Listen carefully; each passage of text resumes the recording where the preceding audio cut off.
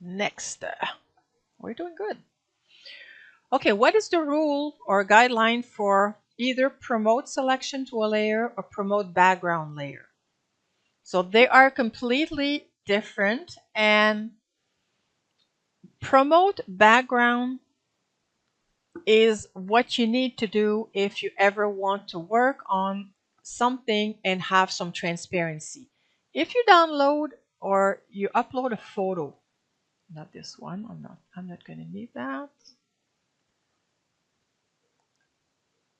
For example, if I have this image and it is a background, there's no way I can erase and still get some transparency. What happens is that it's going to use the background fill.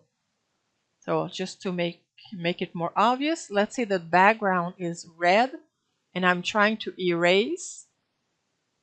Oh, well, normally it doesn't do that, but the reason it did, let's see, it's because of the general program.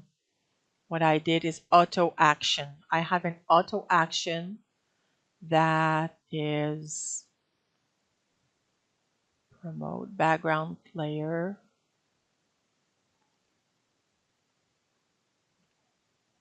Okay, sometimes it's like that.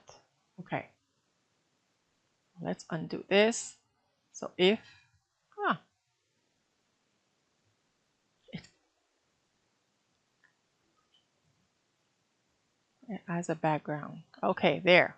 So if it's a background and you have not set it to automatically change, it's not going to let you.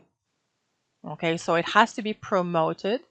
So then as a raster, you can erase and have some transparency. So anytime you want to remove, let's say I want to remove all the white, I might use my magic wand and remove everything that is white. If it were a background, I would get prompted that I have to promote it. But if it's a raster, I can hit the delete key and I can have that transparency.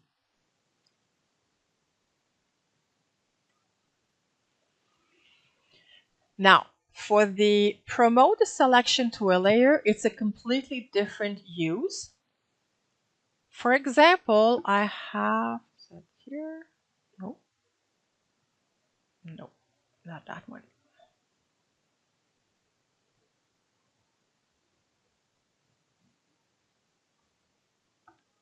For example, I have here those 12 coins, and let's say I want to keep my coins, but I don't want them all in a single layer.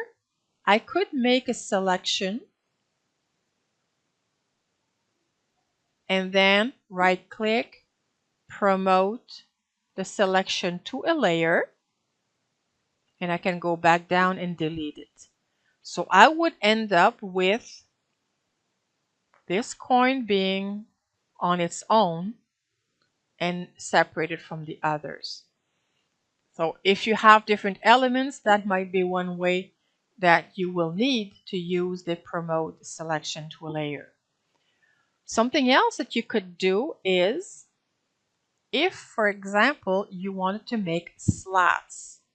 So the slats would be, for example, a rectangle. I might want to have this area, and I want this area, right click, promote that selection to a layer, going down and delete.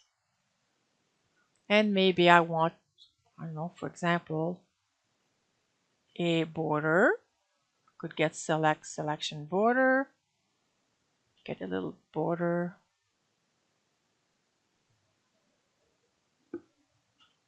I'm using a very small image here, but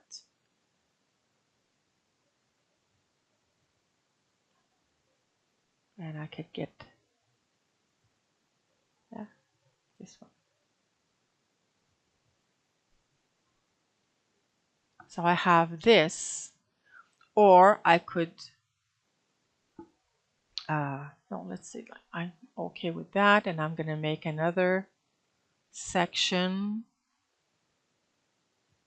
from the base, right click, promote the selection, down, delete, and I can get another selection border, same settings, using my, oops, I'm always going in the wrong one, and I deselect. And then if I change the canvas size, so let's say this one is going to be something like this. I have my pieces here that I could move if I wanted to.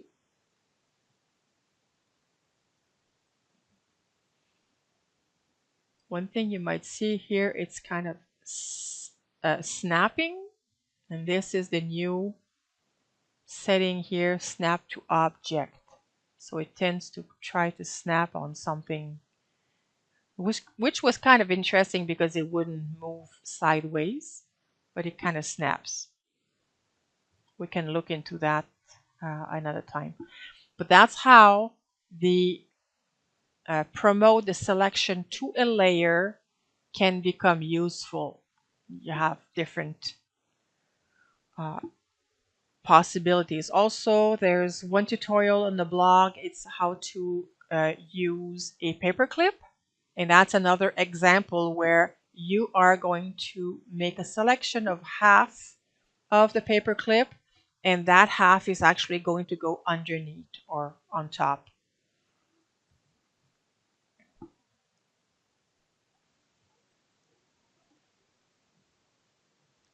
Hey there! I hope you found this information useful. If you're curious to dive deeper and explore more about PaintShop Pro, we've got a wealth of resources waiting for you in our membership area. There, you'll find in-depth classes, workshops, Q&A sessions, and much more to help you enhance your PaintShop Pro and digital scrapbooking skills. Feel free to check it out. The link is in the description below. Thanks for watching, and see you in the campus.